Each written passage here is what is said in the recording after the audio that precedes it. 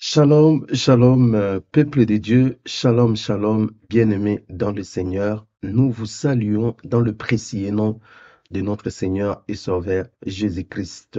Très heureux de vous retrouver une fois de plus dans votre chaîne YouTube. Voici l'époux 100% Jésus-Christ, 100% gratuite. Bien-aimés dans le Seigneur, nous sommes dans la joie de vous accueillir encore ce dimanche 15 janvier autour de la parole de Dieu où nous allons nous aiguiser, où nous allons manger à la table du Seigneur. Soyez grandement bénis. Merci pour vous tous qui êtes fidèles à ces programmes, vous tous qui aimez la parole de Dieu, vous tous qui aimez de partager de merveilleux moments avec le Seigneur. Merci de nous ouvrir grandement le porte de chez vous. Nous sommes dans la joie, nous venons pour partager la parole de Dieu. Comme je l'ai dit, frères bien-aimés dans le Seigneur, tout le début de cette année, le mois de janvier, peut-être ça sera aussi le mois de février, nous allons que parler des enseignements prophétiques. Parce que le temps où nous sommes, frères bien-aimés dans le Seigneur, est tellement critique. Vous avez droit à la parole, vous avez droit de connaître les choses qui se passent dans notre monde à la lumière de la parole de Dieu. Voilà pourquoi nous avons programmé tout ce mois de janvier, ça va aller jusqu'au mois de février, que des enseignements prophétiques. Et nous allons beaucoup plus parler de l'Apocalypse, nous allons beaucoup plus parler des choses qui vont bientôt arriver dans notre monde. Nous vous saluons, frères bien-aimés, dans les Seigneurs.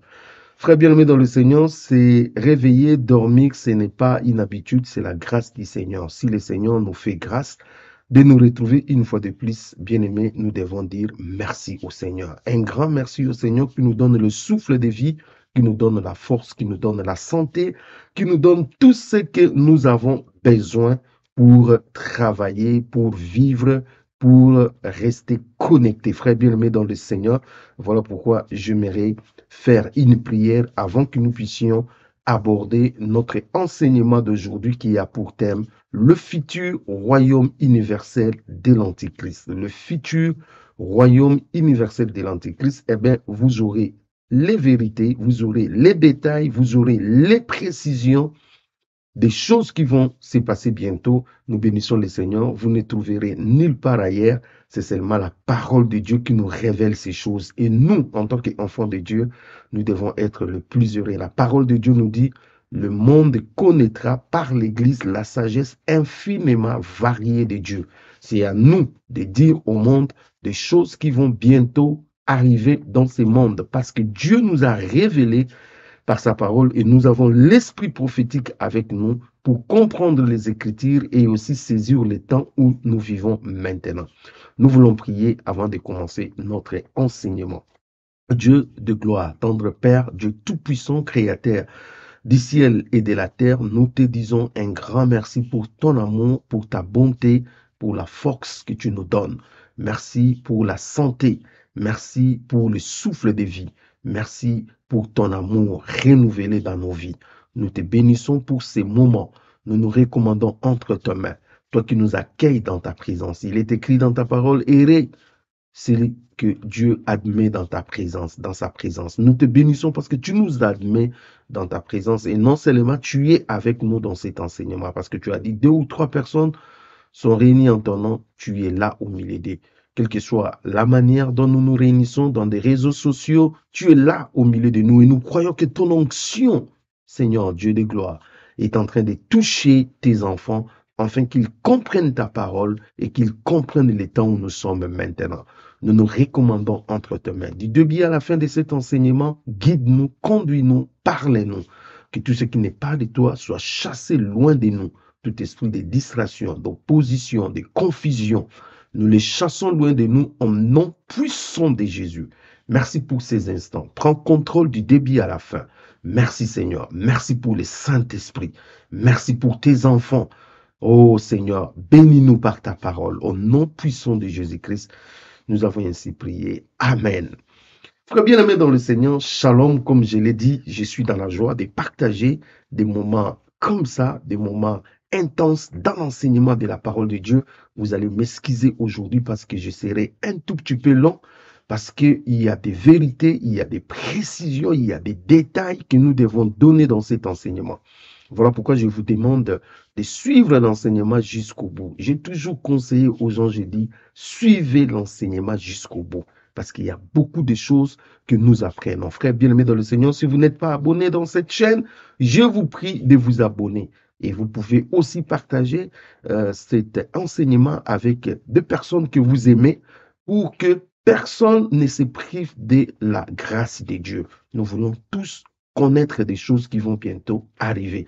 Merci de vous abonner, merci de partager cet enseignement, merci également de nous soutenir pour ceux qui ont à cœur de nous soutenir. Soyez grandement bénis. Nous parlons du futur royaume universel de l'Antichrist. Frères bien-aimés dans le Seigneur, comme je l'ai rappelé dans les enseignements passés, je dis notre monde a connu plusieurs royaumes universels. Vous allez vous souvenir de l'Égypte, qui était aussi un royaume universel qui avait conquis le monde entier. Vous allez vous souvenir également de la Syrie, qui avait conquis également le monde. Vous allez vous souvenir de Babylone, qui avait conquis le royaume. Dans Daniel au chapitre 7, l'empire babylonien est décrit comme le lion. Vous voyez, frères bien-aimés dans le Seigneur. Et vous allez vous souvenir également de l'empire médo-perse qui est décrit comme Ours. Vous voyez, cet empire était aussi un empire universel.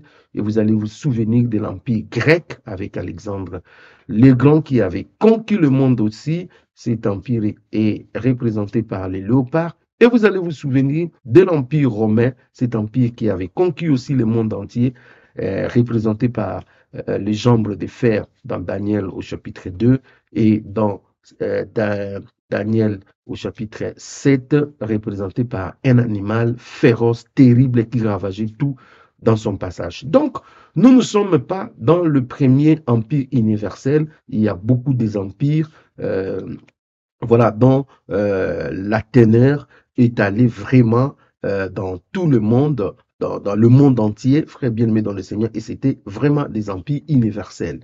Et nous avons, en fait, les derniers empires universels, en fait, bibliquement, nous avons le dernier empire universel qui va bientôt voir les jours. Vous voyez, frères bien-aimés dans le Seigneur. Donc, bientôt, le dernier empire universel va voir les jours.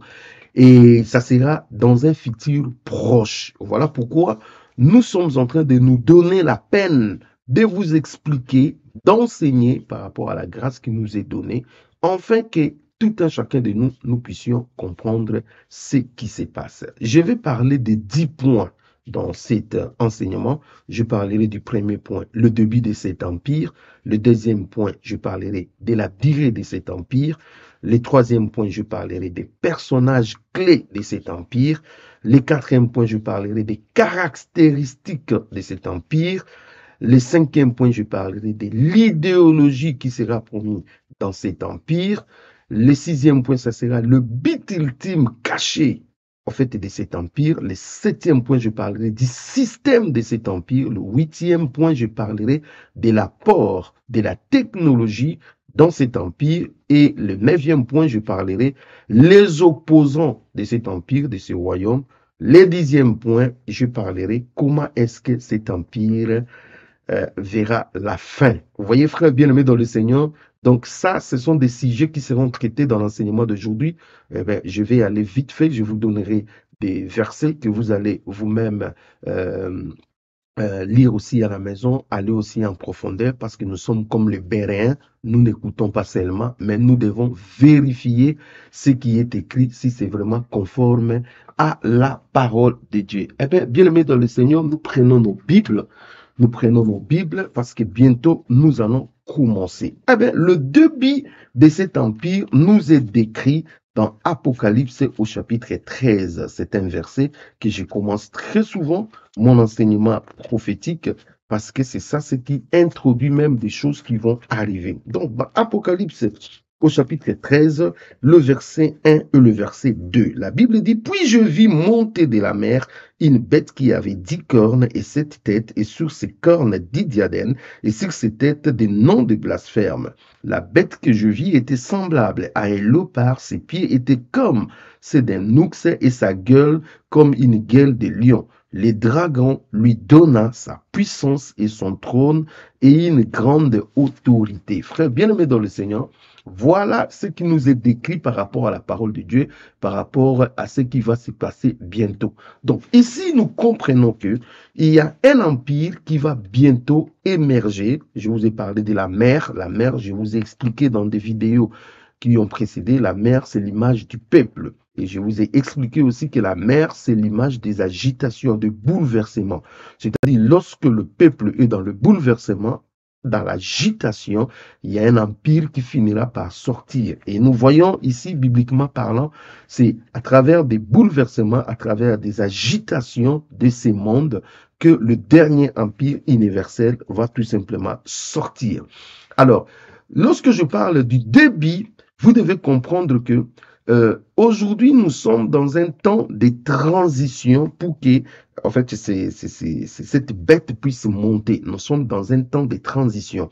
Je vous ai dit que lorsque un empire veut monter et lorsqu'un empire, un autre système veut descendre, il y a toujours un temps de transition. Et ce temps de transition est caractérisé par des bouleversements. Il y a plusieurs bouleversements qui vont arriver, qui feront à ce que l'ancien système ou bien l'ancien empire puisse s'effondrer et puis le nouveau système, le nouveau empire puisse en fait grandir, naître et prendre, puisse émerger. Vous voyez, frère bien-aimé dans le Seigneur. Donc là, nous sommes pas encore au début du règne de l'Antichrist. Il faut que je précise parce que beaucoup de gens me posent cette question. Oui, vous parlez de la transition, oui, vous parlez des choses. Est-ce que nous sommes déjà au... Non, non, non. Il y aura un début, je vais vous expliquer. Là, nous sommes encore dans la transition. Parce qu'il faut comprendre, frère bien-aimé dans le Seigneur, que le fils du diable, l'Antichrist, la bête, aura peu de temps dans son règne. Donc, il ne peut pas arriver au pouvoir et commencer à chercher à organiser des choses. Non. En fait, l'organisation, le système va lui précéder. En fait, lui, quand il va en fait monter sur le trône, ça sera juste pour visser, pour en fait donner le coup d'envoi par rapport aux choses fortes, dures qui vont se passer. Vous voyez, frère bien-aimé dans le Seigneur. Mais en réalité, les préparatifs, les bases seront déjà jetés pendant ces temps de transition. Et c'est ce temps de transition que nous sommes en train de vivre, où il y a des bouleversements, où il y a des douleurs d'enfantement, où le monde est en train de plonger petit à petit dans un chaos. En fait, c'est juste pour permettre à ce que très bientôt, en fait, il y ait l'émergence de cet homme impur. Eh bien, si vous voulez avoir des informations sur la transition des deux royaumes ou bien le bouleversement, eh bien, il y a 2 vidéos que nous avons fait précédemment. Eh bien, bien aimé dans le Seigneur, vous pouvez vous rattraper par rapport à cela. Donc, il y aura d'abord ce temps de transition. Combien de temps le temps de transition va faire? Nous ne savons pas, mais nous savons que eh bien, tout ce que nous sommes en train de voir aujourd'hui, ces bouleversements mondiaux, eh bien, tout le chaos que nous sommes en train de voir aujourd'hui, eh bien, c'est juste des préparatifs pour permettre à ce que l'homme impie arrive au devant de la scène, c'est-à-dire puisse monter au devant de la scène mondiale. Alors, quel sera alors le début officiel en fait du règne de l'Antichrist? Eh bien, si nous voulons connaître le début officiel du règne de l'Antichrist, là, il faudrait à ce que nous puissions aller dans Daniel au chapitre 9. Dans Daniel au chapitre 9, c'est un verset clé si vous voulez comprendre en fait le futur royaume universel de l'Antichrist, de la bête. La Bible dit dans Daniel au chapitre 9, le verset 27. Il fera une solide alliance avec plusieurs pour une semaine et durant la moitié de la semaine, il fera cesser les sacrifices et l'offrande.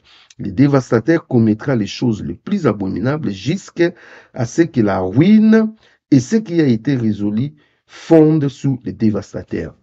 Donc ici, la Bible nous dit qu'il fera une solide alliance avec plusieurs pour une semaine. Donc ici, nous comprenons, frères bien-aimés dans le Seigneur, que lorsque l'Antichrist, la bête, va faire une solide alliance, la solide alliance peut être interprétée ou bien ça peut être dans les langages actuels, ça peut être par un accord, ça peut être par des traités.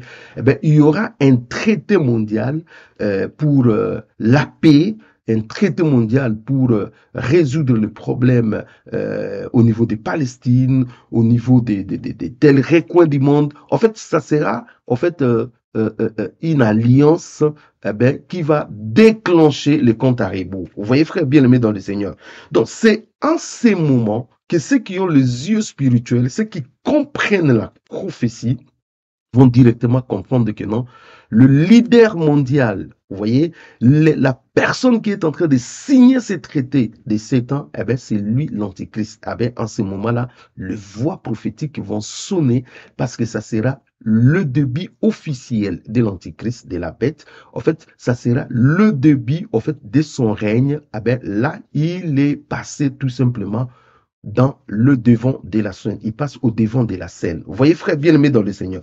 Donc, tant qu'il n'y a pas encore ce traité d'alliance, tant qu'il n'y a pas encore cette solide alliance, voilà, donc on ne peut pas encore parler du début officiel. Vous allez me dire, mais il y a plusieurs alliances qui s'est fait, plusieurs traités. Non, c'est traité est spécial. C'est traité bien-aimé dans le Seigneur. Ceux qui ont l'esprit prophétique comprendront que ce traité-là, c'est vraiment les traités dont Daniel, au chapitre 9, le verset 7, nous parle. Donc, en ces moments-là, ça sera le début officiel du règne de l'Antichrist. Quand je parle de l'Antichrist, je crois que vous comprenez, il s'agit de la bête, il s'agit de l'homme impie, il s'agit du fils du diable, il s'agit du futur leader mondial. Il s'agit d'une personne, une personne qui aura les sangs, une personne qui sera comme moi, mais à l'intérieur, bien aimé dans le Seigneur, c'est un fils du diable. Donc, pour ceux qui croient que l'Antichrist sera quelqu'un avec des cornes, ils se trompent. Pour ceux qui croient que l'Antichrist sera une personne, je ne sais pas moi, non, ça sera un leader charismatique, ça sera un politicien, ça sera peut-être un président, un roi. Vous voyez, frère bien-aimé dans le Seigneur. Donc, il va avoir des bons discours, ça sera quelqu'un de charismatique, mais cette personne-là, bien-aimé dans le Seigneur, sera habité par Satan en personne. Vous voyez, frère bien-aimé dans le Seigneur. Donc, il faut que nous puissions comprendre. C'est pour cela, au début de son règne, lorsque les voix prophétiques vont se lever pour dire, voici l'Antichrist, celui-là l'Antichrist, beaucoup de gens vont dire, mais écoutez, nous connaissons sa mère, nous connaissons, comment vous le dites, il est Antichrist. Donc, bien-aimé dans le Seigneur, il y aura une sorte de confusion, frère bien-aimé dans le Seigneur. Les gens ne croiront pas. Beaucoup de gens vont croire lorsqu'ils verront sa vraie face. En ce moment-là, ils vont commencer à croire réellement que c'est lui l'Antichrist. Il y a même d'autres personnes qui seront complètement aveuglées, qui ne comprendront jamais ça. Ces dont les noms n'ont pas été écrits dans le livre des vies, ceux qui sont dans l'aveuglement spirituel total. Donc, le début, en fait, des officiels, ça sera lorsque le traité de paix sera signé. En ce moment-là, là, nous sommes dans le début officiel du règne de l'Antichrist. Deuxième point, la durée de son royaume. Nous parlons de la durée de son royaume. Nous sommes toujours dans Daniel au chapitre 9, 27. Ça nous donne une bonne indication. La Bible nous dit, dans le deuxième point, nous parlons de la durée. Il ferait une solide alliance avec plusieurs pour une semaine. Vous voyez? Alors, une semaine, prophétiquement parlant, veut dire 7 ans, 7 années. Vous voyez, frère bien-aimé dans le Seigneur, une semaine, prophétiquement, c'est égal 7 ans.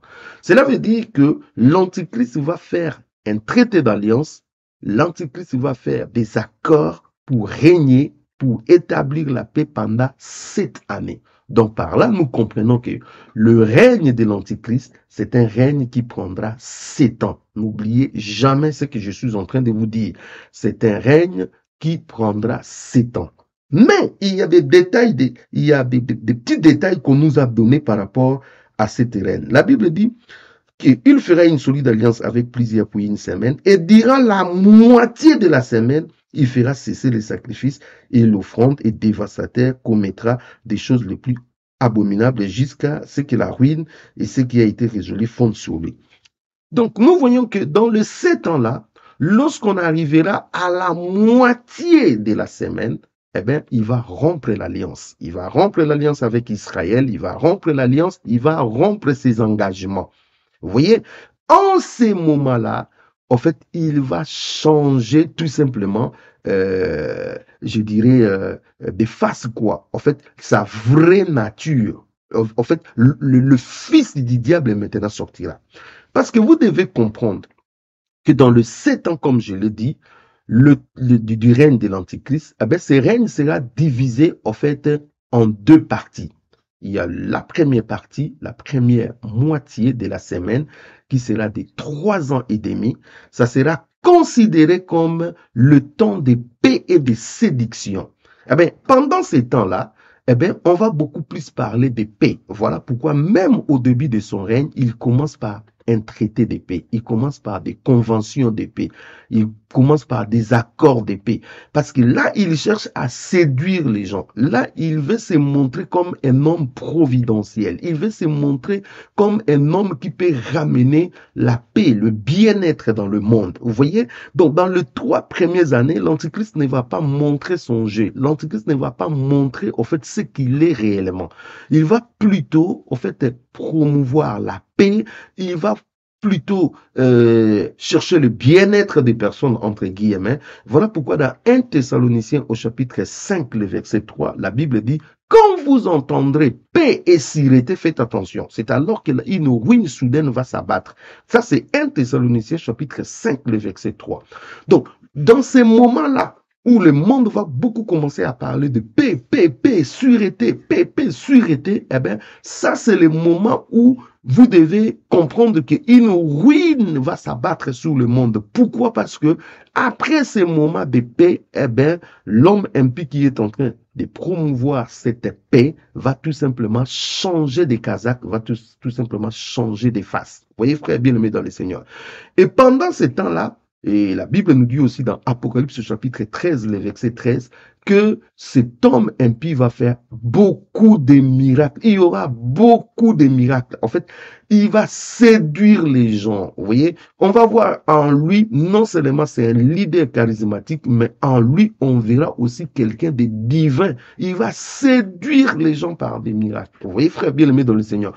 Donc, c'est pour cela que beaucoup de gens seront séduits à la première moitié du règne de l'Antichrist, ne reconnaîtront pas l'Antichrist parce que l'Antichrist sera là pour parler de la paix, pour parler du bien-être, pour parler de l'amour. Et il va faire beaucoup de miracles et le monde sera séduit par le charisme, par le pouvoir de cet homme-là, sans s'attendre à ce qui va arriver par après.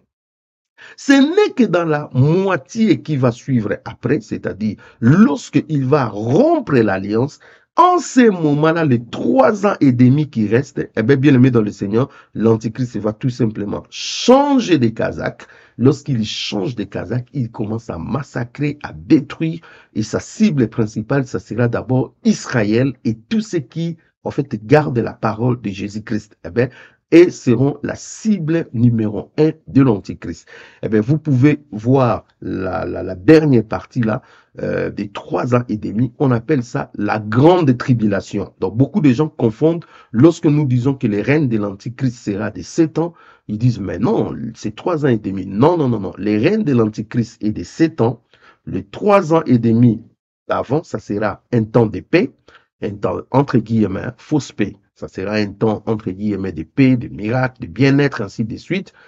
Et la moitié après, eh bien, ça sera un temps de trouble, un temps de difficultés intenses où l'Antichrist va démontrer sa férocité, son côté méchant, diabolique. Eh bien, c'est cette 3 ans et demi que nous appelons la grande tribulation. Vous pouvez voir ça dans Apocalypse au chapitre 11. Vous pouvez voir ça aussi, Apocalypse 11, 2, Apocalypse 12, 14, Apocalypse 13, 5 et Apocalypse 12, 6. Eh bien, bien aimé dans le Seigneur, pendant ces temps-là, dans la parole de Dieu, on nous parle de 42 mois. ou bien des 1260 jours. 1260 jours ou bien 42 mois. Quand vous prenez 42 mois ou bien 1260 jours, ça va vous donner 3 ans et demi. En fait, c'est ça le temps de la grande tribulation. Je crois que vous avez compris sur la durée. Donc, je vais me résumer. La durée du règne de l'Antichrist sera de 7 ans. Mais ces 7 ans sera divisé en 2 moitiés. Première moitié, ça sera un temps de paix, un temps de séduction, un temps de faux miracles, pour que le monde adhère à sa vision. Et au milieu, c'est-à-dire au milieu de 7 ans, il va rompre l'alliance. Et là, maintenant, qu'est-ce qui va se passer? Il va se dévoiler. Là, il va commencer à tuer, à détruire, voilà, à faire tout ce que nous connaissons dans la parole de Dieu. Et pendant ces temps-là, ces temps-là est appelé la grande tribulation qui est des 42 mois, de 3 ans et demi ou bien de 1260 jours par rapport à Apocalypse 11d, Apocalypse 12-14, Apocalypse 13-5 ou bien Apocalypse 12-6. Alors, troisième point, quels sont les personnages clés en fait du royaume de l'Antichrist? Nous avons des personnages clés dans ces royaumes de l'Antichrist.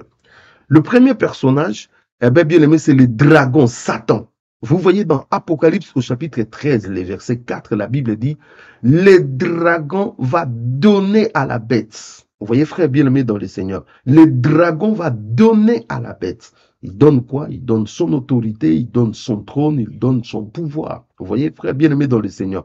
En gros, le dragon va posséder l'Antichrist. Satan, le dragon, c'est Satan. Satan va posséder l'Antichrist. Parce que si Satan donne son trône, il donne son autorité, il donne son pouvoir, qu'est-ce qu'il reste? Il reste plus à rien. C'est-à-dire, il va tout simplement posséder l'Antichrist. Donc, dans la personne de l'Antichrist, Satan sera dedans. Vous voyez, frère bien-aimé dans le Seigneur. Et ça sera terrible. Donc, parmi les personnages, c'est vrai que les gens ne verront pas Satan. Les gens ne verront pas Satan, mais ils verront l'Antichrist. Mais derrière l'Antichrist, il y aura Satan. Donc, en fait, l'Antichrist sera comme une marionnette. Vous voyez, voilà. L'Antichrist sera comme une marionnette manipulée par Satan. Bien-aimés dans le Seigneur, nous devons faire très, très attention. Deuxième personnage clé dans ces royaumes, ça sera lui-même la bête, l'Antichrist. Donc, vous pouvez voir ça dans Apocalypse chapitre 13, 4 à 5. Et puis, vous allez voir ça dans 2 Thessaloniciens 2, 1, 4. Et puis dans Daniel 9, 27, là où nous avons lu comment il fera une solide alliance. Et au milieu de l'alliance, qu'est-ce qu'il va faire? Il va tout simplement rompre l'alliance, les contrats de paix. Vous voyez, frère bien-aimé dans le Seigneur. Donc, la bête que nous appelons l'Antichrist est aussi, en fait, un personnage clé, bien aimé dans les seigneurs, dans ces royaumes. Et lorsque nous parlons même du futur royaume, nous ne parlons même pas des dragons, mais nous parlons de l'Antichrist, parce que ce royaume sera dirigé par l'Antichrist et Satan va diriger, en fait, derrière l'Antichrist qui sera tout simplement une marionnette. Mais j'aimerais que nous puissions prendre un verset dans 2 Thessaloniciens. C'est un verset très intéressant aussi qui va beaucoup nous édifier dans 2 Thessaloniciens. Prenons ces versets. 2 Thessaloniciens au chapitre 2. Beaucoup de lecteurs de la parole de Dieu connaissent ça. 2 Thessaloniciens chapitre 2. À partir du verset 1. Alors, nous sommes dans 2 Thessaloniciens à partir du verset 2. Que Dieu soit loué pour ces moments. Donc, Dieu est grand, frère bien-aimé dans le Seigneur. Nous croyons à ce qu'il fait au milieu de nous. Donc, que Dieu soit vraiment béni pour ces temps. Alléluia. Donc, nous sommes dans 2 Thessaloniciens au chapitre 2, à partir du verset 1. La Bible dit, « Pour ce qui concerne l'avènement de notre Seigneur Jésus-Christ et notre réunion avec lui, nous vous prions, frères, de ne pas vous laisser facilement ébranler dans votre bon sens et de ne pas vous laisser troubler, soit par quelques inspirations, soit par quelques paroles ou par quelques lettres qu'on dirait venir de nous, comme si les jours du Seigneur étaient déjà là.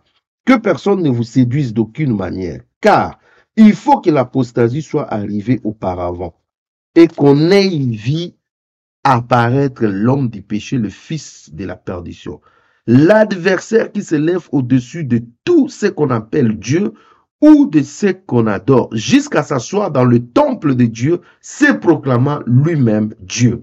Donc, ici, frère bien-aimé dans le Seigneur, on nous dit clairement que il y aura l'adversaire.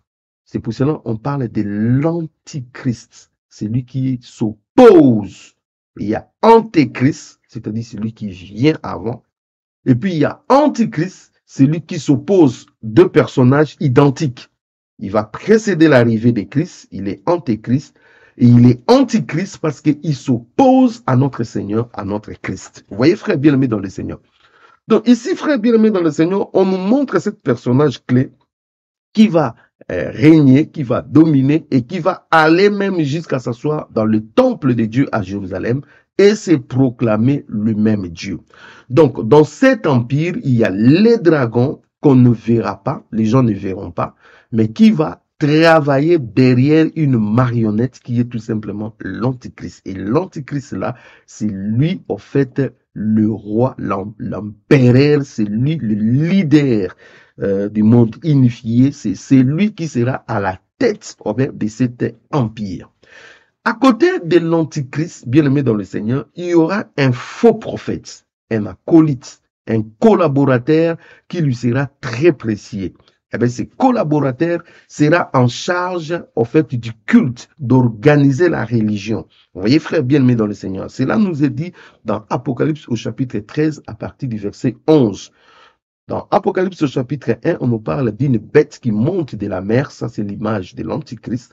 Et dans Apocalypse 13, à partir du verset 11, on nous parle de la bête qui monte de la terre. Ça c'est l'image du faux prophète qui amène une fausse religion qui sera en charge du culte pour pousser les habitants de la terre d'adorer en fait la bête. Eh bien, dans ces royaumes-là, vous avez déjà cette trinité diabolique, entre guillemets, trinité diabolique. Donc, donc, où il y a Satan, le dragon, derrière lui, il y a la bête, son fils, et puis il y a le faux prophète qui pousse les gens. Donc, vous voyez, ces royaumes, comment ça sera dirigé. Donc, il y a la bête, l'antichrist, qui sera le personnage clé, qui sera habité par Satan. Et puis, vous avez le faux prophète qui est un homme, lui, qui sera en charge du culte, en charge d'organiser la séduction, en charge de pousser les habitants de la terre à adorer la bête. Et après, vous aurez les 10 rois. Donc, 10 rois, eh bien, qui vont régner au même moment avec l'Antichrist. Là, vous pouvez voir ça dans Apocalypse au chapitre 17. Apocalypse 17, à partir du verset 12, la Bible dit, les 10 cornes que tu as vues sont 10 rois qui n'ont pas encore reçu des royaumes, mais qui reçoivent l'autorité comme roi pendant une heure avec la bête. Donc, et la Bible dit, ils ont un même dessein et ils donnent leur puissance et leur autorité à la bête. Ils combattront contre l'agneau. J'aimerais que nous puissions retenir ça. Ils combattront contre l'agneau et l'agneau les vaincra parce qu'il est le Seigneur des seigneurs et le roi des rois. Et les appelés, les élus et les fidèles qui sont avec lui les vaincront aussi. Donc ici, on nous parle de 10 rois qui ont le même destin, c'est-à-dire qui vont régner au même moment, qui sont habités par le même esprit que l'Antichrist, c'est-à-dire l'esprit diabolique.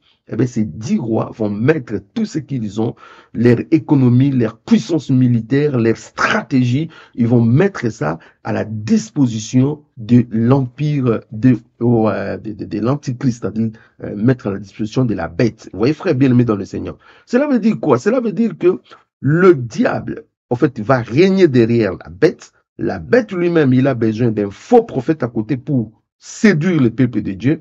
Et à côté de ces faux prophètes, il a 10 rois. Il va diriger le monde sous forme d'un jeu-10. Il va diriger le monde sous forme de 10 petits royaumes où ce sont ces acolytes, ces 10 rois-là vont diriger. Eh bien, la Bible est magnifique parce que la parole de Dieu nous donne déjà tous les détails sur, en fait, le royaume futur de l'empire, de l'Antichrist. Donc là, nous avons, en fait, le personnage clé de cet empire diabolique qui va bientôt émerger. 4. Caractéristiques du royaume. Quelles sont les caractéristiques du royaume? Alors, si nous voyons dans Apocalypse au chapitre 13, 1 à D, la Bible dit que la bête qui est montée, qui monte, est semblable à un léopard, il est semblable à un ours, et il est semblable à quoi? Il est semblable, euh, on parle du léopard, on parle de l'ours, et puis le troisième, on parle du léopard, on parle de l'ours, et puis, attends, allons-y dans Apocalypse 13. Ouais, voilà, il y a beaucoup d'informations qui arrivent dans mon esprit au même moment. Donc, la Bible nous dit que il est la bête, au verset 2, la bête que je vis était semblable à un léopard. Ses pieds étaient comme ceux d'un ours et sa gueule comme celui d'un lion. Vous voyez, frère bien-aimé, on parle du lion, on parle de l'ours et puis on parle du léopard. Donc, quand vous regardez les caractéristiques de ces animaux-là, vous allez avoir l'explication dans Daniel au chapitre 7. Parce que dans Daniel au chapitre 7, on nous dit que 4 grands animaux sont sortis de la mer. Je vous ai parlé que ce sont des anciens empires universels. Mais on nous dit que le futur royaume de l'Antichrist qui verra les jours très bientôt, eh bien, aura aussi des caractéristiques, aura aussi des points communs de ces empires universels qui sont déjà passés. Voilà pourquoi, si vous voulez comprendre les caractéristiques, il faut comprendre ces empires universels qui sont passés étaient comment. Ça va vous donner l'idée. Alors, vous parlez par exemple du léopard. Le léopard, c'est l'empire grec avec Alexandre le Grand. Le point sensible de ces royaumes, c'était la rapidité dans la conquête. Cela veut dire quoi? Cela veut dire que dans le futur empire ou bien royaume de l'Antichrist, il y aura une rapidité dans la conquête. Vous voyez, c'est un empire qui va aller s'étendre de façon rapide, avec une vitesse éclair. Vous voyez, frère bien-aimé dans le Seigneur. Ça, c'est le premier caractéristique de cet empire. Le deuxième, c'est l'empire, en fait, Médo-Perse, qui est représenté par l'ours. Eh bien, cet empire, c'était un empire sanguinier. C'était un empire. Déjà, quand vous voyez cet ours-là, il avait 3 côtes dans sa gueule. Et ces 3 côtes, c'est 3 nations qu'il avait dévorées. Donc, vous voyez que cet empire va dévorer, va détruire, va mettre à sang tout ce qui se trouvera dans son chemin. Donc, l'empire universel de l'Antichrist, ça sera un empire qui fera beaucoup de martyrs, qui va beaucoup tuer, sanguiner. Vous voyez, frère bien-aimé dans le Seigneur, ça sera un empire de sang. Voilà pourquoi les opposants, frères bien-aimés dans le Seigneur, à cet empire, eh bien, ils vont tout simplement payer de leur sang. Ça ne sera pas de la blague. Donc, il va réprimander dans le sang. Donc, il n'y aura pas réprimande dans le sang. Vous voyez, frère bien-aimé. Et le dernier animal qu'on nous parle, c'est le lion. Le lion, c'est l'empire babylonien. Donc, l'empire Babylone avec Nabucodonosor. Eh bien, cet empire avait tout simplement, le roi avait le pouvoir absolu. Cela veut dire que dans le futur empire universel de l'Antichrist, eh bien, l'Antichrist, l'homme impie, aura un pouvoir absolu. C'est-à-dire, il détiendra lui-même le pouvoir. Et quand vous mélangez tous ces ingrédients, eh bien, bien aimé dans le Seigneur, eh bien, cet homme sera tout simplement un dictateur. Hein, il va amener le monde dans une dictature totale et absolue. Vous voyez, frère bien-aimé dans le Seigneur, ça sera une dictature totale et absolue. C'est ça, en fait, les caractéristiques du royaume de l'Antichrist. Eh bien, ça sera un royaume où la dictature sera totale et absolue. Personne ne lèvera son petit doigt pour dire pourquoi tu fais ça. Si tu lèves ton petit doigt, eh bien, la personne sera tout simplement réprimandée. Vous voyez, frère bien-aimé dans le Seigneur. Donc, ça ne sera pas un royaume démocratique, ça ne sera pas un royaume où les gens auront le temps de marcher, de ceci, cela. Bien-aimé dans le Seigneur, tout ça, ça ne sera pas possible. Ça sera une dictature absolue. Il va tuer les gens comme Hitler a tué les Juifs pendant son pouvoir nazi, eh bien, les gens vont mourir comme ça. Il y aura des camps de concentration. En fait, ça sera terrible. Si tu n'adhères pas à son système, si tu n'adhères pas à ce que lui dit, eh bien, il ne restera qu'une chose, c'est la mort. Vous voyez, frère bien-aimé dans le Seigneur. Donc, ça, c'est les caractéristiques de son royaume, qui sera un royaume qui va vite progresser et prendre la totalité du monde. Ça sera un royaume où on réprimande dans le sang. Ça sera un royaume où la dictature est totale et absolue. Eh bien, ça sera un royaume où personne ne pourra lever son petit doigt. Tu adhères, tu es dedans. Tu n'adhères pas, tu es mort. Voilà. Cinquièmement, l'idéologie du royaume. Quelle sera l'idéologie du royaume? Dans chaque royaume, il y a toujours l'idéologie. C'est-à-dire, c'est qu'on fait croire aux gens. Comment est-ce qu'on peut arriver à séduire les gens? Parce que dans l'idéologie, il y a la séduction qui est derrière. Donc, quelle est l'idéologie? Qu'est-ce que les gens parleront? Qu'est-ce qu'on va présenter au monde, au peuple? Qu'est-ce qu'on va présenter aux habitants de la terre? Eh bien, l'idéologie, ça sera un discours de paix et de réconciliation. Ça, c'est 1 Thessaloniciens 5:3. Voilà pourquoi la Bible dit quand vous entendrez parler de paix et de sérénité. Donc, on va beaucoup parler de paix, on va beaucoup parler de sérénité, on va beaucoup parler de bien-être, on va beaucoup parler en fait, comment vivre ensemble, ça sera l'idéologie. Nous voulons un monde où il n'y a pas de jugement. Nous voulons un monde où tu respectes l'autre et tu le laisses faire ce qu'il veut faire. Nous voulons un monde où tu ne dois pas condamner les gens. Il ne faut surtout pas condamner le péché. Nous voulons un monde, en fait, ça sera un monde de liberté absolue, entre guillemets, par rapport à la parole de Dieu, mais de contrôle total par rapport à Satan et à la bête. Vous voyez, frère, on veut que les gens soient dans la licence totale, frère. Le temps de l'Antichrist, ça sera un temps où laissez-lui. Chacun fait ce qu'il veut. Le même puis va dire, laissez-les se réjouir. Ne mettez pas de barrières. Ça sera un temps, bien aimé dans le Seigneur, où la parole de Dieu ne sera pas vraiment respectée, où toutes les valeurs que nous avons aujourd'hui vont tomber dans l'eau. Ça sera un temps où les gens vont vivre dans la licence, dans les désordres absolus au nom de la liberté. Ça sera un temps où il va chercher à mettre tout le monde à l'aise. Ouais. Quand vous mettez tout le monde à l'aise, cela veut dire tout simplement que il y a le désordre qui va s'installer. Donc, l'idéologie qui sera promis, ça sera l'idéologie de paix, de réconciliation, de bien-être.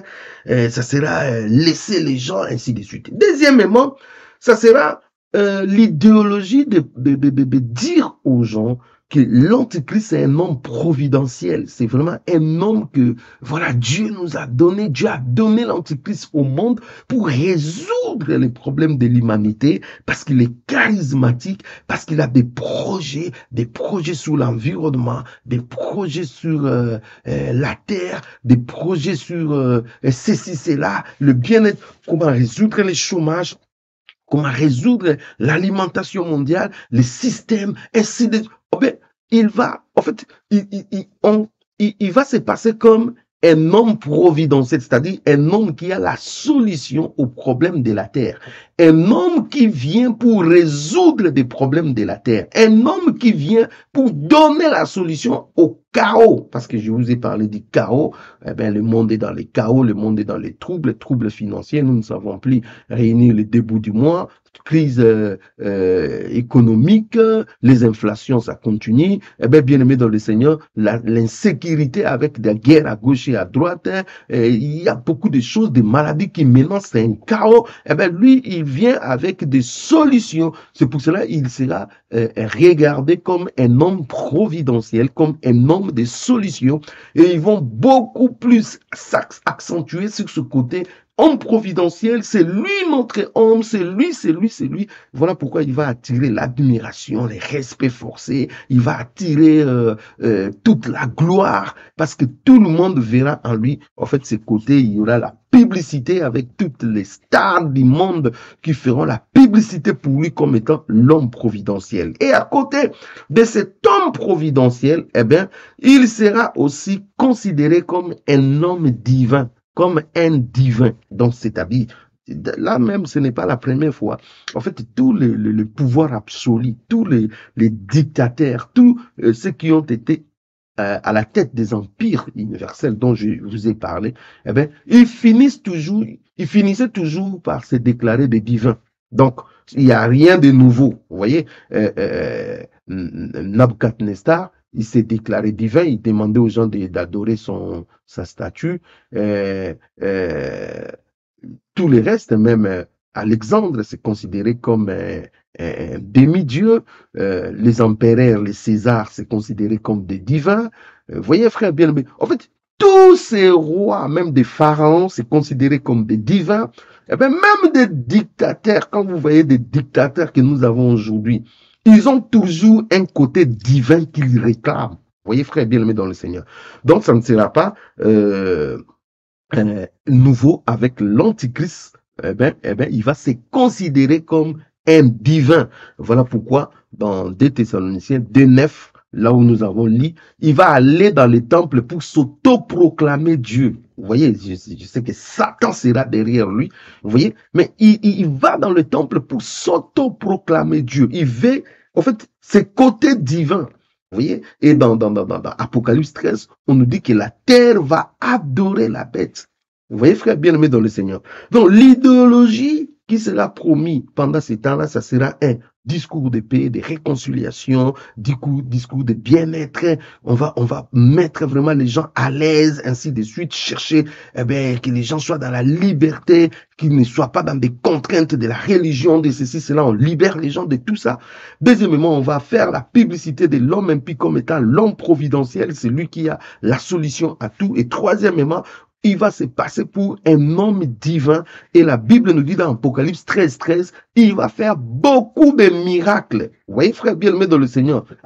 Il va faire des miracles. J'aimerais que nous puissions lire ça, c'est important. Dans Apocalypse chapitre 13, le verset 13, la Bible dit, elle opérait des grands prodiges, même jusqu'à faire descendre du feu du ciel sous la terre à la vie des hommes. Vous voyez, frère bien-aimé dans le Seigneur. Donc, des miracles. Je vais reparler encore des miracles. Vous voyez bien aimé dans le Seigneur. Eh bien, c'est ces côtés miracles où les gens vont fléchir, vont dire réellement cet homme, c'est un homme divin. Vous voyez, frère bien aimé dans le Seigneur. Ça, c'était l'idéologie. Maintenant, le point 6. Le but caché, le but ultime, le but final de ce royaume, c'est quoi? Écoutez bien ce que j'ai à vous dire.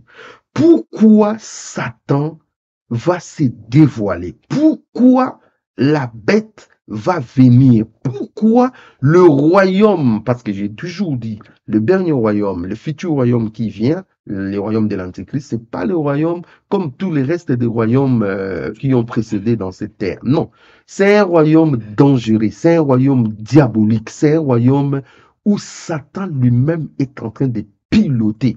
Mais pourquoi Satan va piloter ce royaume? Pourquoi la bête va piloter? Pourquoi est-ce que ce royaume va voir? Quel est le but? Qu'est-ce qui se trame derrière? Quels sont les enjeux de ce royaume? Eh bien, il y a deux enjeux dans ce royaume. Premièrement, l'adoration à Satan.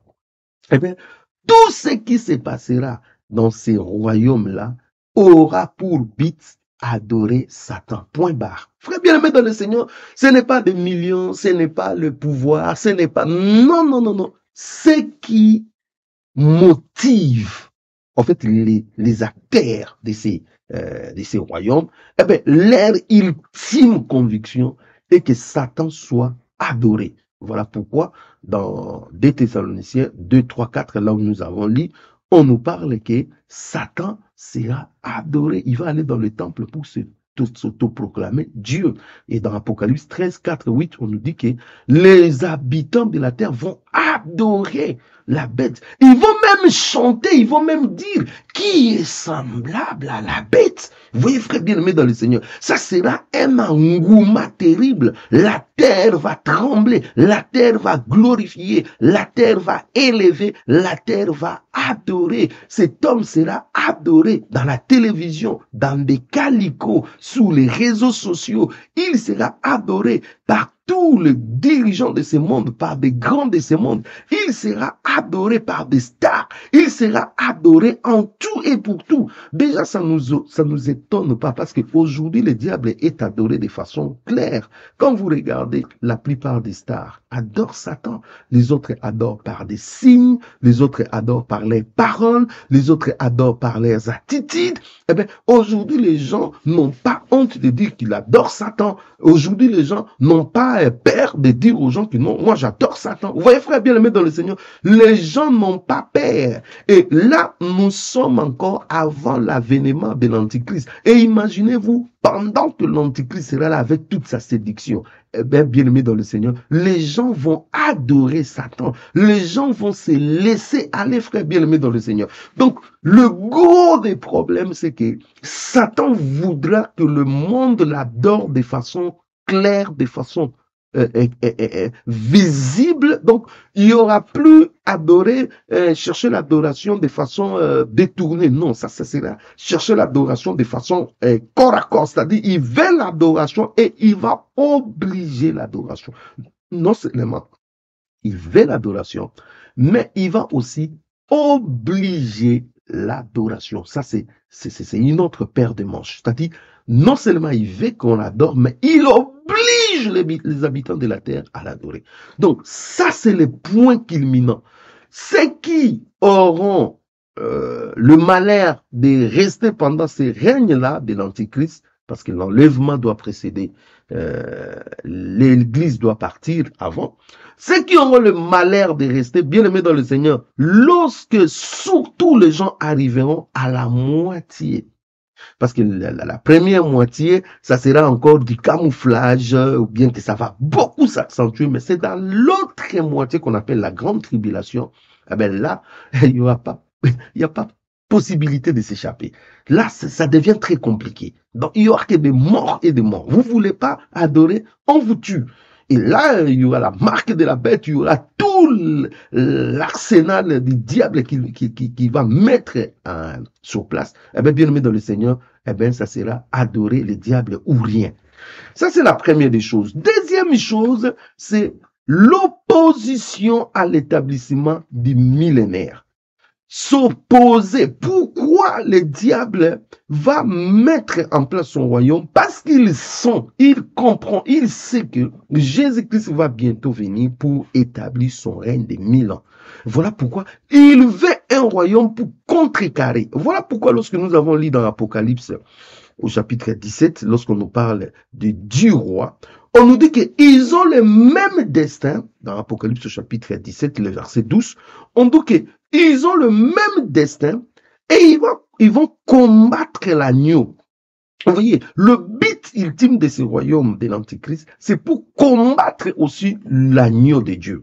Et voilà pourquoi dans Apocalypse, lorsque nous parle dans Apocalypse au chapitre 19, le verset 19, on dit que l'agneau qui descend combattra contre eux. Vous voyez? Donc, le but, lorsque ils vont rassembler les armées dans Armageddon, vous voyez, dans Apocalypse 16 nous parle, donc les armées seront rassemblées dans Armageddon. Le but final, c'est que, en fait, qu'il y ait cette opposition, cette confrontation entre le royaume des ténèbres et le royaume des lumières, entre la vérité et le mensonge.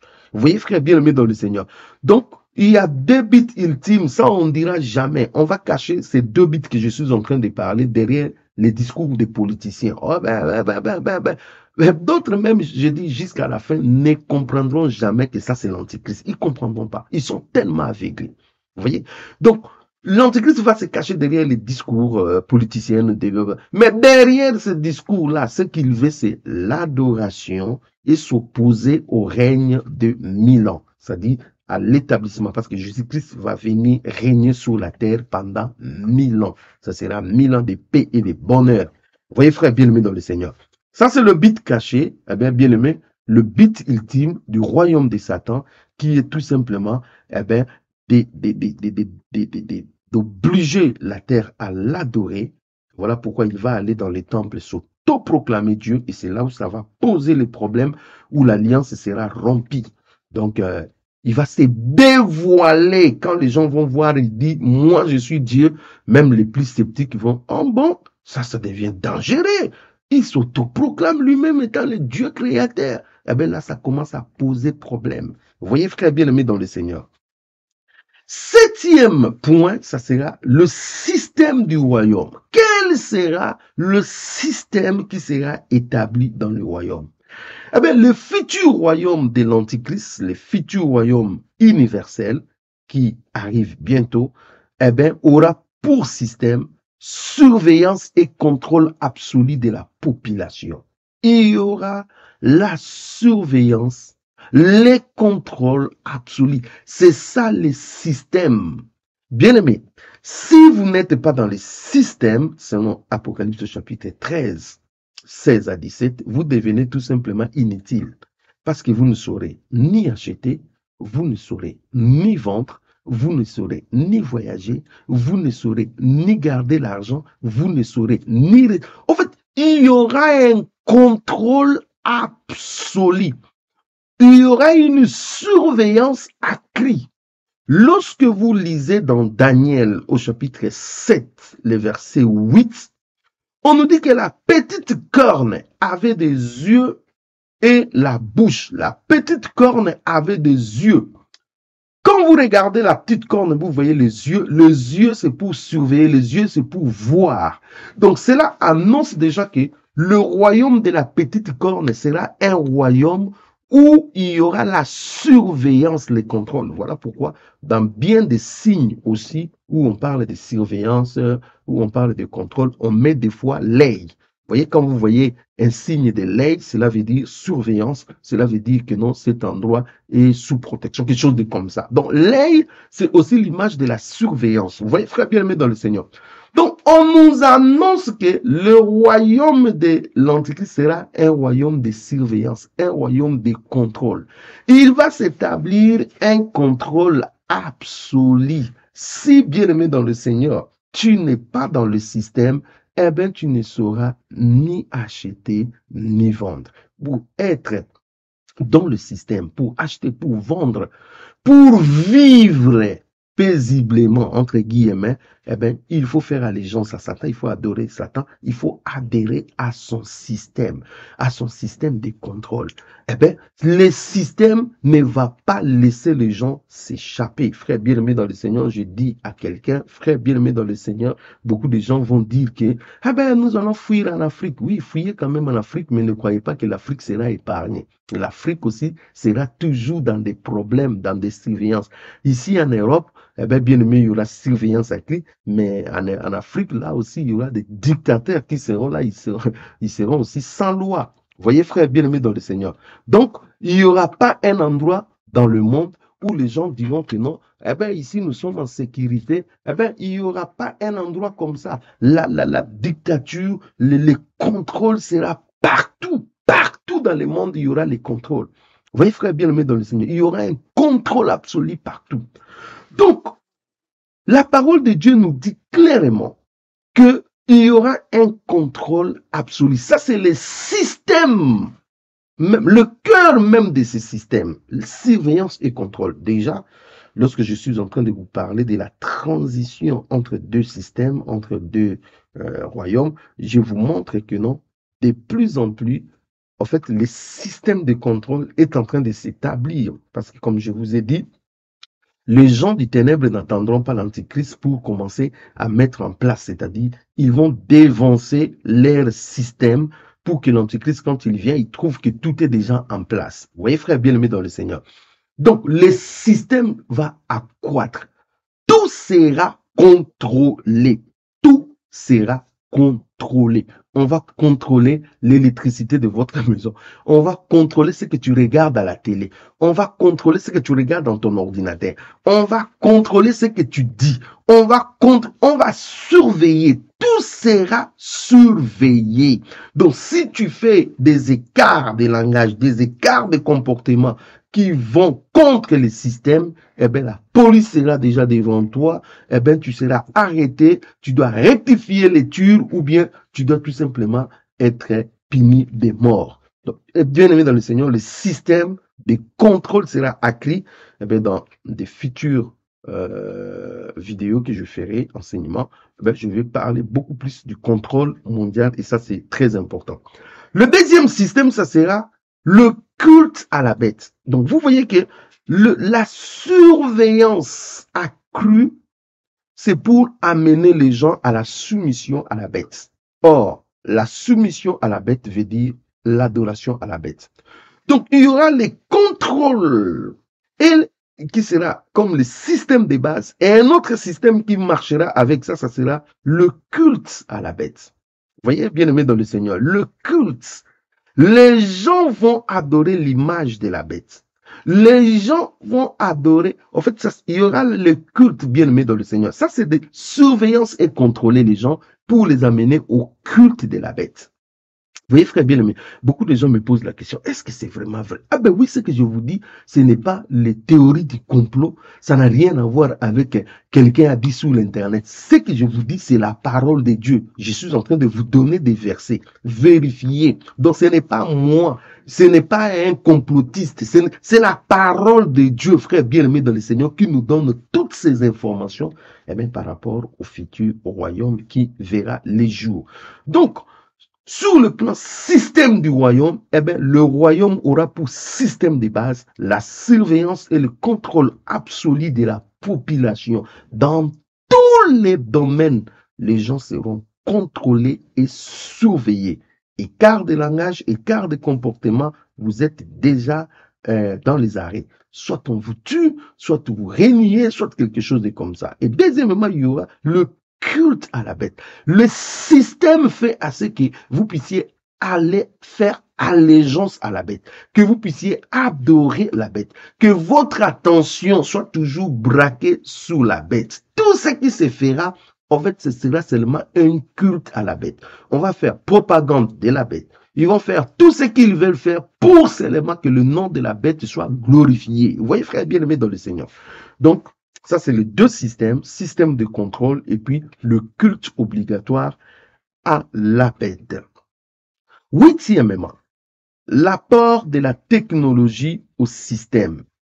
Eh bien, bien aimé dans le Seigneur, pour que les contrôles, la surveillance soient totales, il faut carrément qu'il y ait l'apport de la technologie. La technologie, eh bien, bien aimé dans le Seigneur, la technologie qui sera utilisée au temps de l'Antichrist, nous n'avons pas encore vu ça. Ce que nous voyons aujourd'hui, c'est des prémices, mais des vraies technologies arrivent. Bien aimé dans le Seigneur, arrivent.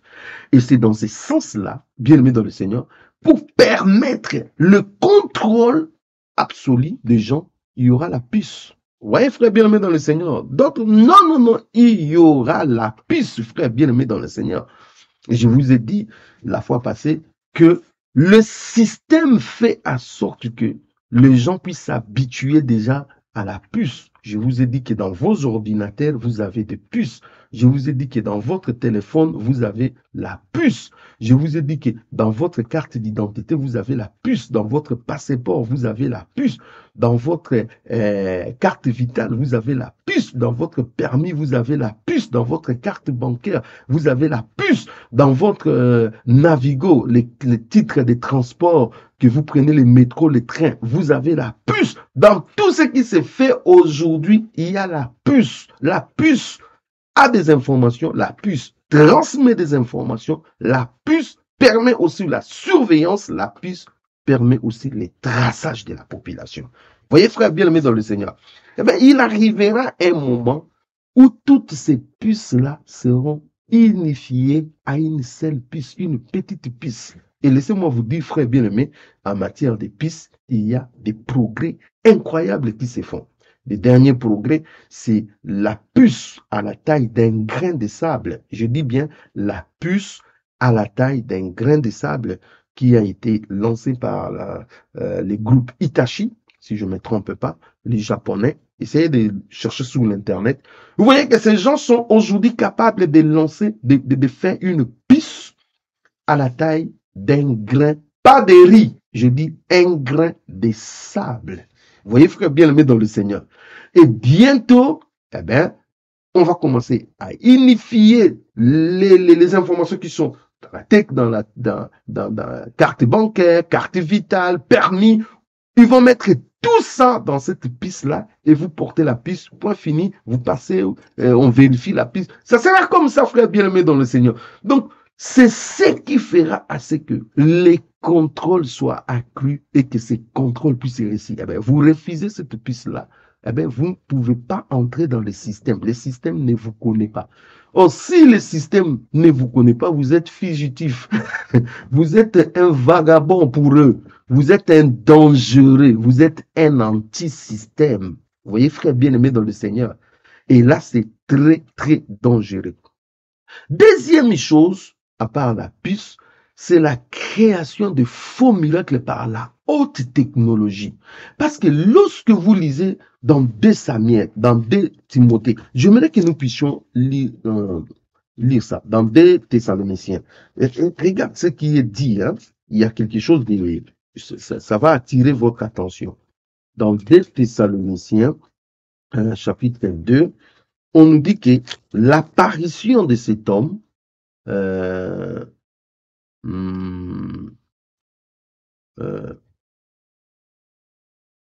le verset 9.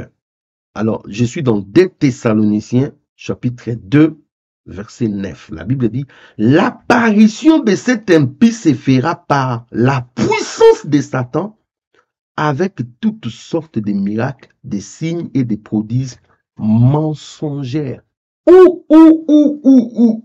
Donc, il y aura un jeu de passe-passe. Il y aura un mensonge qui va accompagner le miracle, des signes et des prodiges que la bête va faire. Cela veut dire quoi? Cela veut dire qu'il y aura une science, il y aura une technologie de pointe qui sera déclenchée pour que on puisse faire croire aux habitants de la terre que ce sont des miracles au moment où ce n'est pas les miracles. On dit qu'il va faire descendre du feu du ciel. Nous ne savons pas si ce sera des lasers, une technologie incroyable qui feront descendre le feu.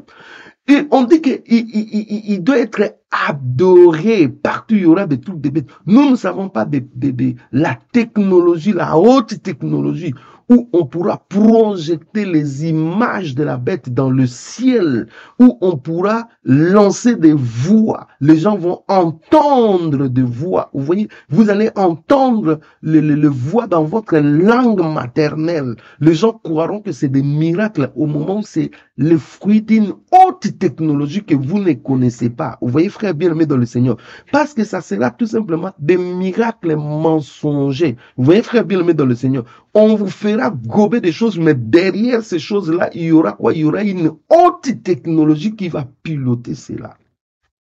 Donc, je parle de 2 choses majeures.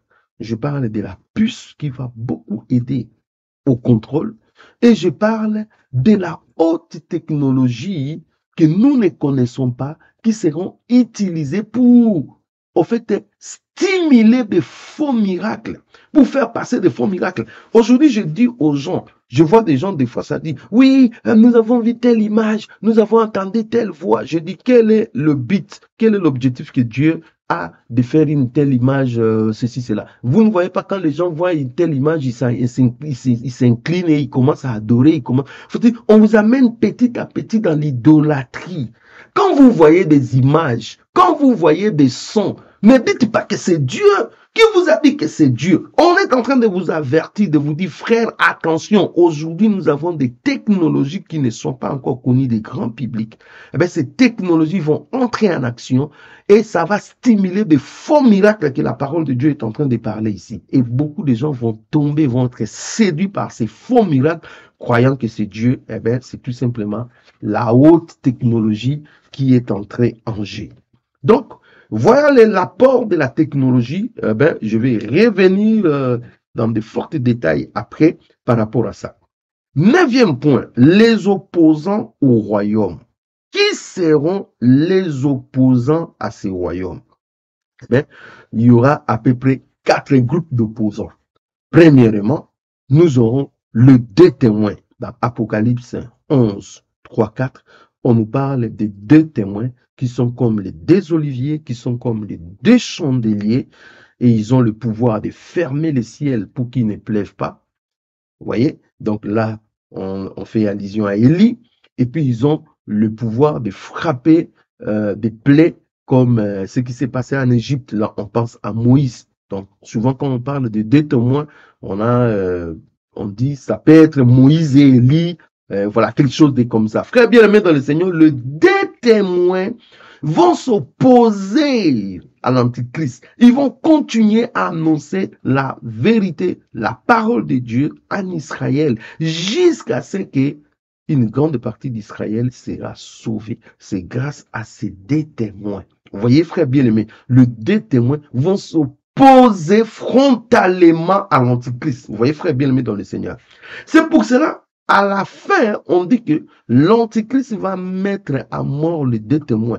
Et les rois de la terre vont se réjouir avec l'Antichrist. Pourquoi? Parce que les 2 témoins ont été tués. Vous voyez? Donc, les 2 témoins vont déranger. Malgré l'onction des 2 témoins, eh bien, l'Antichrist va finir à la fin de leur mission de 3 ans et demi de leur mettre à mort. Vous voyez? Cela veut dire que l'histoire de la mort, c'est pas de la blague. Toute personne qui s'oppose au système, eh bien, quelle que soit son onction, eh bien, l'Antichrist voudra les détruire. Vous voyez, frère bien-aimé, et nous bénissons le Seigneur parce qu'après leur mort, un souffle de vie, alléluia, est venu et puis ils ont été remis sous leurs pieds et ils sont montés au ciel. Alléluia, Dieu est magnifique. Vous voyez, frère bien-aimé dans le Seigneur. Donc, les opposants, c'est d'abord les 2 témoins qui vont annoncer la parole de Dieu en Israël pour ramener le cœur des enfants d'Israël, eh bien, et aussi ils seront tués. Deuxièmement, les opposants seront aussi Israël pendant la 2e moitié du règne de l'Antichrist. Là, vous pouvez voir ça dans Apocalypse 12, 1 à 6, là où nous avons lu, où la femme doit aller se réfugier pendant 1260 jours, c'est-à-dire 3 ans et demi.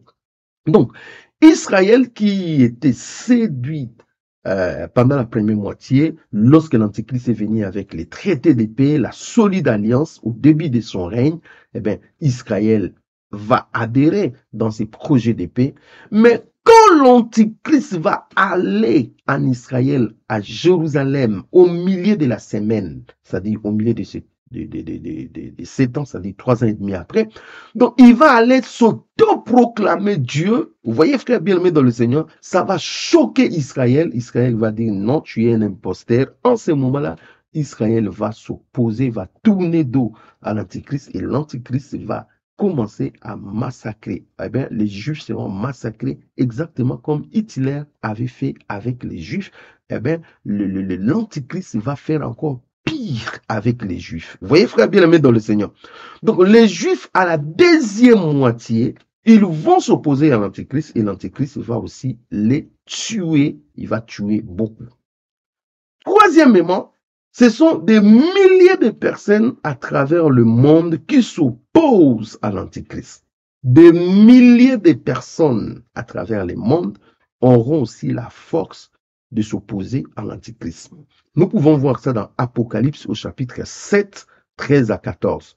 Lorsque un des vieillards va demander à Jean, qui sont ceux qui sont vêtus de robes blanches?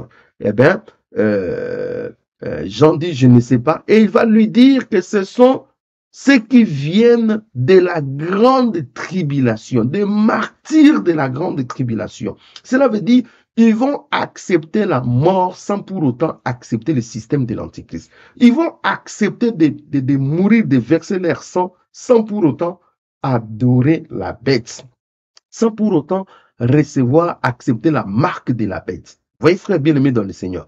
Donc, il y aura des milliers de personnes, parce que la Bible dit, c'était des foules. Donc, beaucoup de gens, pendant ce temps de troubles, vont aussi être sauvés. Frère bien-aimé dans le Seigneur, beaucoup de gens seront sauvés malgré ce que l'Antichrist va faire, malgré tout ça. Eh bien, bien-aimé dans le Seigneur, beaucoup de gens seront aussi sauvés. Donc, nous voyons ici, frère bien-aimé dans le Seigneur, qu'il y aura beaucoup de martyrs, il y aura beaucoup de gens, eh bien, frère bien-aimé dans le Seigneur, qui seront aussi sauvés pendant ces temps-là. Eh bien, c'est tout simplement des gens qui vont refuser le système, qui vont refuser d'adorer la bête, qui vont refuser tout ce qu'on va leur proposer. Eh bien, ce sont des gens qui vivront difficilement dans la clandestinité. Ce sont des gens qui vont passer des temps très difficiles. Ce sont des gens qui seront sciés, qui seront cloués, qui seront tués, qui seront assassinés, qui seront malmenés. Ce sont des gens, mais malgré cela, frère bien-aimé dans le Seigneur, ils diront, niet, nous ne voulons pas de ce système. Eh bien, bien-aimé dans le Seigneur, ces gens-là aussi seront sauvés et ce sont deux opposants. Dernière opposition, ça sera le bloc Russie-Chine. Le bloc Russie-Chine, eh bien, bien-aimés dans le Seigneur, vont s'opposer aussi à l'Antichrist à la fin de son règne. Parce que dans Daniel au chapitre 11, le verset 44, on dit, les nouvelles venant de l'Orient vont les troubler et il va aller là-bas pour engager la guerre. Or, quand on parle de l'Orient, on parle de la Chine, du bloc Chine. Je vous ai déjà expliqué ça dans un enseignement, comment la Chine, la Russie, tous ces blocs-là vont se converger et s'amener pour la guerre d'Armageddon. Là, nous sommes dans Apocalypse 16, où les armées du monde seront rassemblées pour la guerre. Vous voyez, frère bien-aimé dans le Seigneur. Donc, ici, nous voyons, frère bien-aimé dans le Seigneur, que ces blocs finira par, en fait, se révolter. Là, ça sera vraiment à la fin. Mais, dans ces révoltes-là, vous allez comprendre que ça sera toujours l'astuce de l'ennemi. Parce qu'il y a trois esprits impurs qui sortent de la bouche du dragon, de la bouche du faux prophète et de la bouche de la bête, qui vont aller rassembler. Qu'est-ce qu'ils vont leur dire? Nous ne savons pas. Rassembler les armées, les nations de la terre pour qu'ils viennent, en fait, à la guerre d'Armageddon. Pourquoi ils viennent à la guerre d'Armageddon? Je vous ai dit que non, l'objectif de ce royaume de Satan sera l'adoration à Satan et aussi l'opposition à l'établissement du millénaire. Donc, ils vont vouloir s'opposer, résister les Christ pour qu'ils ne viennent pas établir le règne millénaire. Voilà pourquoi, à la fin du règne, il y aura ces révoltes Chine-Russie de ces blocs-là. Eh bien, ils vont venir avec l'intention première d'abord de détruire aussi l'Antichrist. Et quand ils arrivent là-bas, eh bien, il y a un ennemi commun qui arrive, qui est le Christ. Ils vont se réunir leurs forces pour faire la guerre à celui qui était assis sur les trônes. Vous voyez, frère bien-aimé, ça c'est des groupes d'opposants, des principales, je ne sais pas s'il y a d'autres, mais des groupes d'opposants par rapport au temps, donc c'est-à-dire Israël va aller dans l'opposition à la moitié, le bloc Chine-Russie, ça sera à la fin, il y aura des martyrs qui seront tout le temps, des gens qui ne voudront pas le système et ils seront tués à n'importe quel moment. Et puis, il y a le deux témoins. Donc, voilà au moins par rapport aux opposants, par rapport à ceux qui vont s'opposer au système et au royaume de la bête. Deuxième point et la fin, pour finir. Quelle sera la fin? Comment sera la fin de son royaume? Eh bien, le royaume de l'Antichrist prendra fin lorsque ça va totaliser cette année, comme la parole de Dieu a décrit. Et les 7 années va coïncider premièrement avec la guerre d'Armageddon. Donc, les armées du monde vont se rassembler et ils vont commencer à se détruire. Et c'est pendant ces temps-là que les ciels, par rapport à Apocalypse au chapitre 19, vous lisez Apocalypse chapitre 19, puis je vis les ciels ouverts et voici pareil un cheval blanc. Donc là, le Seigneur Jésus-Christ va descendre maintenant, et quand le Seigneur va descendre, ça sera ce que nous appelons la parousie. Vous voyez, frère bien-aimé, l'avènement du Seigneur, le retour physique, le retour glorieux de Jésus-Christ. Alléluia. Jésus va descendre, frère bien-aimé, avec une armée, lui-même à la tête, dans un cheval blanc. Il sera revêtu d'un fin lait. Dans sa cuisse, on a écrit roi des rois, seigneur des seigneurs. Les armées qui sont dans les ciels vont les suivre, frère bien-aimé. Il va descendre dans les monts Oliviers. Les monts des Oliviers vont trembler, ça va scinder à deux. Bien-aimé dans le Seigneur. Et là, dans la vallée de Josaphat, c'est là où il y aura carnage. Quand les rois de la terre voudront l'attaquer, il y aura carnage. Parce que lui, il va les combattre avec le paix qui est sa parole. Alléluia. Frère bien-aimé dans le Seigneur, c'est comme ça que l'Antichrist et le faux prophète seront pris et ils seront jetés vivants dans le lac de feu. Vous voyez, frère bien-aimé dans le Seigneur. Et le roi de la terre qui vont combattre l'agneau, ils seront morts. Et bien-aimé dans le Seigneur, qu'est-ce qui va se passer? Ce qui va se passer après, c'est que Jésus-Christ va établir son règne de 1000 ans. Voilà, frère bien-aimé dans le Seigneur, les 10 points que je voulais partager avec vous. Frère bien-aimé dans le Seigneur, notre Dieu est grand, notre Dieu est puissant. Il nous a révélé déjà ce qui va se passer dans le futur. Le royaume de l'Antichrist, nous les connaissons déjà par la parole de Dieu. Si le Seigneur permet à ce que vous puissiez entrer en contact avec cette parole, c'est pour vous préparer, c'est pour vous échapper. N'allez pas dans ces royaumes. Il y a une possibilité de s'échapper. C'est par l'enlèvement de l'Église. Très bientôt, il y aura l'enlèvement. Nous ne savons pas quand est-ce que ça va se passer. Ça peut être maintenant, ça peut être juste au début du règne de l'Antichrist, ça peut être bien aimé dans le Seigneur, c'est Dieu qui connaît. Mais nous préparons-nous. Comment nous devons nous préparer? Dans une vie de sanctification, d'obéissance à la parole de Dieu, de la crainte de Dieu et de prière. Voilà, frère bien-aimé dans le Seigneur, comment nous devons nous préparer. Lorsque nous voyons ce qui se passe aujourd'hui, ne soyons pas ignorants, ne soyons pas bernés, ne soyons pas dans la distraction. Comprenons ce qui est en train de se passer. Que Dieu vous bénisse pour le temps que nous avons passé ensemble. Soyez grandement bénis. Continuez à prier, continuez à nous soutenir. Je vous bénis dans vos maisons. Je vous bénis que vous soyez forts, que vous gardiez votre foi, que vous ne tombiez pas dans l'apostasie dans ces moments difficiles et que chacun de nous puisse préparer sa vie, puisse laver sa robe et que nous puissions tous ne pas renoncer, que nous puissions continuer parce que ce qui nous attend, bien-aimé, est plus grand. Le royaume des cieux, les ciels nous attendent. Alléluia. Nous passerons l'éternité avec Jésus. Ça, c'est le plus beau cadeau que Dieu nous a donné. Alléluia. Nous voulons prier, Seigneur, merci pour ce temps. Nous te bénissons pour cet enseignement. Nous nous recommandons entre tes mains. Bénis mes frères et sœurs qui ont suivi cet enseignement. Que cette parole puisse être gravée dans leur cœur. Que cette parole nous fasse du bien. Au nom puissant de Jésus-Christ, bénis leur vie, leur famille, leurs affaires, tout ce qu'ils entreprennent. Bénis cette chaîne. Voici l'époux. Continue à nous protéger, à nous garder. Protège tes enfants.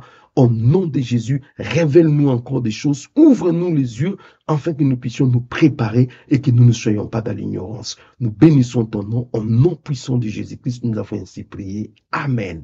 Soyez grandement bénis. Merci pour tous ceux qui nous suivent, ceux qui sont fidèles. Merci également pour ceux qui nous soutiennent. Eh bien, continuez à prier pour nous. Si le Seigneur tarde à venir, nous reviendrons le dimanche pour un autre enseignement prophétique. Entre-temps, restez dans la paix du Seigneur. Nous vous aimons. Au nom puissant de notre Seigneur et Sauveur Jésus-Christ. Amen.